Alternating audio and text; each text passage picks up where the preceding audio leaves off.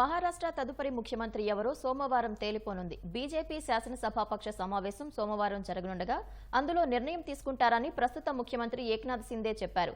ఈ నెల 5న సీఎం ప్రమాణ స్వీకారం జరుగుతుందన్న ఆయన మహాయుతి కూటమిలోని 3 పార్టీలు పరస్పర సమన్వయంతో పనిచేసి ప్రజలకు సుపరిపాలన అందిస్తాయని పేర్కొన్నారు. మహారాష్ట్ర అసెంబ్లీ ఎన్నికల్లో అధికార మహాయుతి కూటమి ఘన విజయం సాధించినప్పటికీ ప్రభుత్వ ఏర్పాటులో జాప్యంపై విమర్శలు వెల్లువెత్తుతున్న వేళ బీజేపీ శాసనసభాపక్షం సోమవారం సమావేశం కానుంది. ఇప్పటికే బీజేపీ నాయకుడే సీఎం అవుతారని స్పష్టం కాగా సోమవారం జరిగే శాసనసభాపక్ష భేటీలో బీజేపీ ఎమ్మెల్యేలు తమ నాయకుణ్ణి ఎన్నుకోనున్నారు.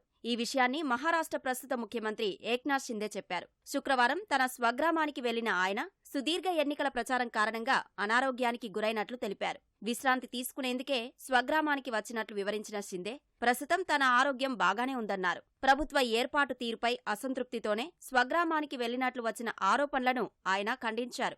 ఎన్నికల్లో మహారాష్ట్ర ప్రజలు మహాయుతి కూటమికి ఘన విజయం అందించారన్న షిందే ఇప్పుడు తమ బాధ్యత మరింత పెరిగిందని తెలిపారు. ప్రజలకు మరింత మెరుగైన అభివృద్ధి, సంక్షేమం అందించేందుకు కూటమి పార్టీలు కృషి చేస్తాయని తెలిపారు.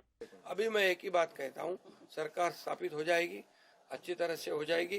हमारे सभी तीनों दलों में समन्वय है और हमें क्या मिला और इससे ज्यादा हम जनता को क्या देंगे, महाराष्ट्र को क्या देंगे. अभी हमारी जिम्मेदारी बढ़ गई है क्योंकि महाराष्ट्र की जनता ने हमें भर भर के दिया है.